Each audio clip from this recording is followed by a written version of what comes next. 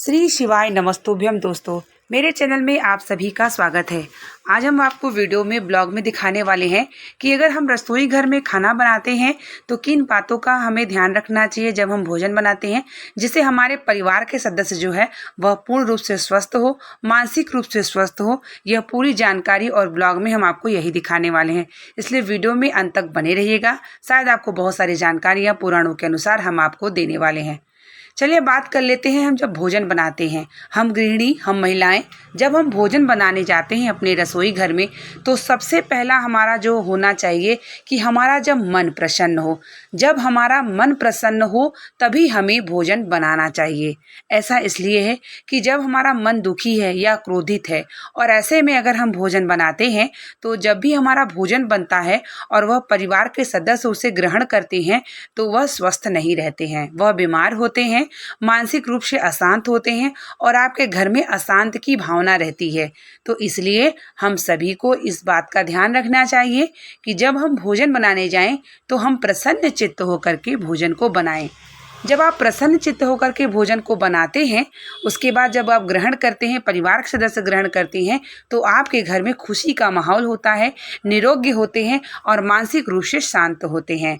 तो इस तरीके से सबसे पहला नियम जो है वह हमें यह बनाना चाहिए कि जब हमारा मन प्रसन्न हो तभी हमें भोजन को बनाना चाहिए। दूसरी बात है कि जब हम भोजन बनाने जाते हैं तो हम अपने पैरों में चप्पल बिल्कुल ना पहने, क्योंकि जब आप भोजन बनाने अपने रसोई घर में जाती हैं तो आप अन्नपूर्णा के स्वरूप हो जाती हैं और ऐसे में अगर आप चप्पल पहन के भोजन बनाते हैं तो वह शुभ नहीं माना जाता है, क्योंकि रसोई घर अन्नपूर्णा का स्थान होता है। तीसरी बात है, जब हम भोजन बनाते हैं, अगर हम चाहते हैं कि हमारे परिवार के घर के लोग सदस्य स्वस्थ रहें, कोई बीमारी से ना हो, हम स्वयं भी स्वस्थ रहें, तो हमें सबसे बड़ा काम यह है कि जब भी हम भोजन बनाएं तो हमारे जो इष्ट देवता हैं, जो भी हमारे इष्ट देव हैं, उनका ध्यान करें और कोई भी मूल मंत्र आपको छोटा सा याद हो तो उसको मन ही मन बोलते हुए आप भोजन को बनाएं।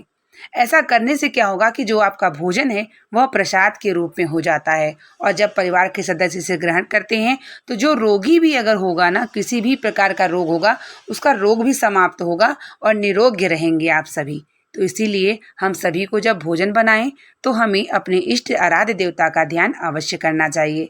मैं भी यही पूरी कोशिश करती हूँ कि जब भोजन बनाती हूँ तो शांत भाव में बनाती हूँ, प्रसन्न चित्त में होकर तभी भोजन को बनाती हूँ, ताकि वह भोजन का जो स्वाद है वह दोगुना और हो जाए।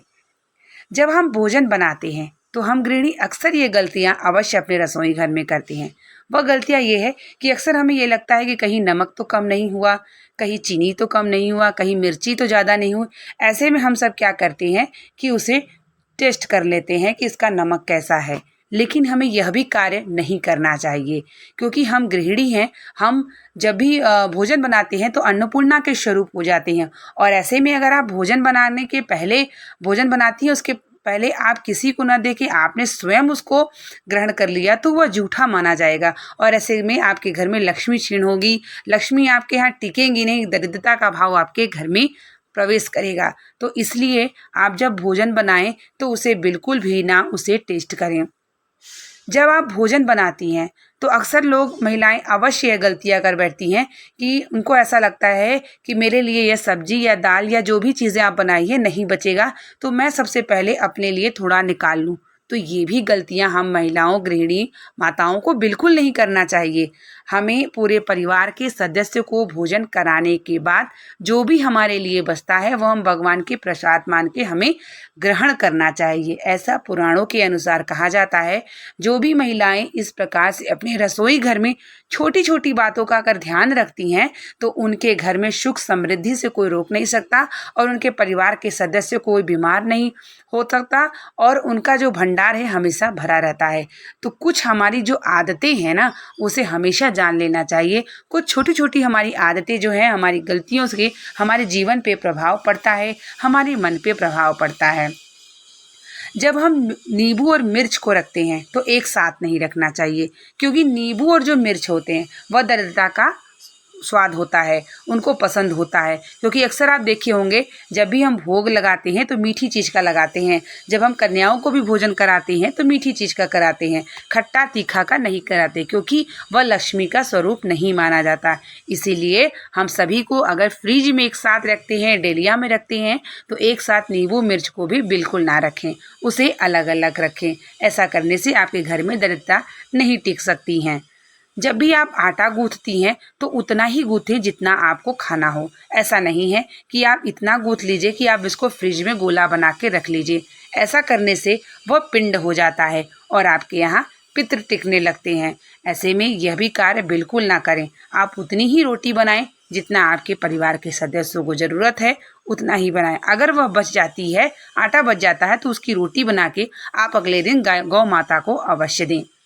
जब आप भोजन बनाती हैं तो भोजन को बनाने के बाद आप जब किसी को भी परोसती हैं या किसी को भी देती हैं, सर्व करती हैं, तो सबसे पहले थोड़ा सा भाग अपने भगवान के लिए अवश्य निकालें और उसमें तुलसी दल डालें, और वही तुलसी दल पूरे भोजन में आप डाल देते हैं तो वह प्रसाद बन जाता है। तो इस प्रकार से अगर आप अपने परिवार के हर सदस्यों को देना शुरू कर देती हैं भोजन, तो उनको हर बीमारी से भी आप रोक सकते हैं, मानसिक रूप से भी स्वस्थ रहते हैं और हर प्रकार के आपके घर में सुख समृद्धि बनी रहती है।